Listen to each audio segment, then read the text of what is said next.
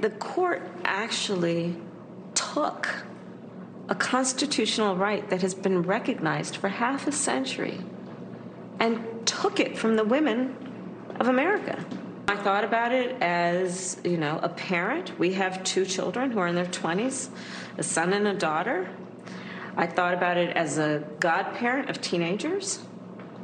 I thought of it as an aunt of preschool children. And a woman yourself. And a woman myself. And the daughter of a woman.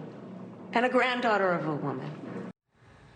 That was Vice President Kamala Harris on CNN yesterday, bizarrely repeating that she's a woman while condemning the Supreme Court ruling on abortion. Harris's comments mocked on social media, while failed presidential candidate Hillary Clinton also ridiculed over this tweet, saying, quote, "It shouldn't be harder to obtain an abortion than an AR-15. Joining me now, Washington Examiner commentary writer Tiana Lowe. Tiana, let's start with the vice president. So this has been added to her plate of responsibilities, whether it's the border, space. And I noticed that Dana Bash from CNN actually had to remind Kamala Harris that she was a woman. She was helping her along, and it didn't make any difference. Well, excuse me, Dagan, I wasn't aware that either Dana Bash or the vice president were biologists, because I've been told that it's a very difficult question to know who exactly is a woman. Right. But Kamala seems very sure of herself that she's a woman, so clearly she's a biologist. This weird canard that her stepdaughter will have sexual autonomy than her mother-in-law. It's absurd. Let's not forget that in the years after the Supreme Court originally decided Roe v. Wade, pregnancy discrimination was still legal under federal law. Banks still had the power to deny unmarried women credit cards or lines of credit or loans. So this notion that we've somehow gone to a pre-Roe era is just categorically false from both a legal perspective, also from a market perspective. If you see, you can now get Plan B over the counter at almost any pharmacy or any CVS in the country. But they have to hold on to the idea that we are going back to the Handmaid's Tale because they have no other electoral winners. Now, something that actually is in Kamala's power, ignoring the fact that how many times in a row have Democrats been given by the voters total control of government and they did nothing with it? They did nothing to codify, the federal right to an abortion up to 6 weeks, 15 weeks, let alone the Roe viability standard of anywhere between 20 and 24 weeks. Right. Even ignoring all of that, Kamala is second in command of the executive branch. She and Joe Biden tomorrow could author, executive action to demand that the FDA immediately start processing more oral contraceptives for over-the-counter status. That is something that has broad electoral appeal and broad appeal with Republicans in the Senate. But the fact that they aren't doing that just shows how seriously they really take this idea that all of a sudden we are on the cusp of becoming Gilead with women, forced to have carry pregnancies to term. If they really cared about that, they would be taking executive action to direct the FDA, which is under their control, to pass this. And I noted, and I'll bring you in here, Mercedes, I noted that if the Democrats wanted to codify access to abortion at the federal level, they surely could have done it when President Obama was in control of the White House and the Democrats controlled the House and had a supermajority in the Senate.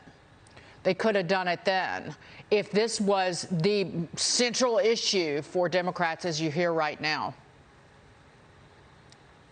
Remember that you've seen the Democrats waver a bit on it. If you look at the fact that President Clinton, for example, back in the day, talked about a safe, legal, and rare abortion. That's obviously, left the Democrats' vocabulary. For them now, it's abortions till the late term. Till late term. Now, I think one of the questions that we're all asking ourselves is, what is this going to mean, the abortion debate, as we enter into the midterm elections? We know the Democrats are going to fundraise on this considerably. So I think that that's going to be an interesting perspective to see if they're going to be able to motivate their base come the midterm elections and try to swing districts to their side. Right, and I'll note that judges have temporarily halted laws, abortion bans in, I believe, Utah and Louisiana. That just happened in the last day or so. Tiana, I want to get your reaction to this. So Kamala Harris, the vice president, insisting that she's going to be on the ballot in the next presidential election with Biden. Listen. Have you talked to President Biden about re-election? Joe Biden is running for re-election, and I will be his ticket mate. Full stop. Full stop. That's it. That's it. Tiana. I mean, usually the palace intrigue of Washington doesn't make it to the front pages of the New York Times. But in this case, yes, the establishment media, the liberal media, they are dropping piece after piece of insiders warn, insiders say that they fear that their president is a fossil and that his running mate is an SNL character, a caricature of what the female girl boss in power should be.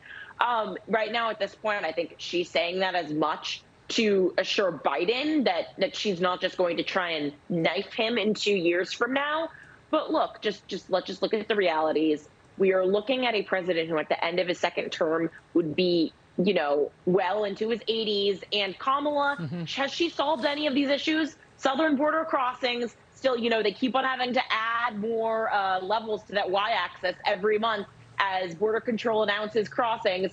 They're not going to do anything to codify Roe. They're going to continue to be very mad. And worst of all, is I think that you and I both agree, is the gas issue. Gas prices have doubled since Biden got into office. They've done nothing to change it. And right now, Biden's plan, go back to the Saudis.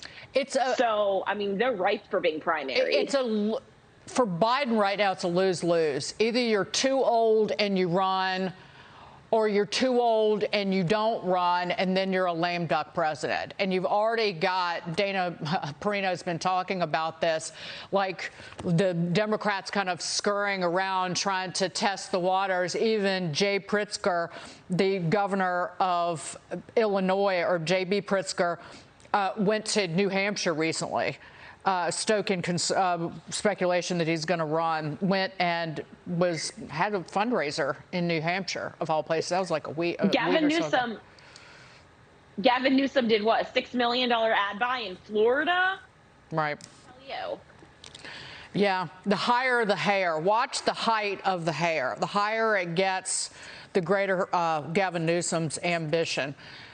Tiana Lowe, I joke, but sort of. Tiana Lowe, great to see you this morning. Yeah.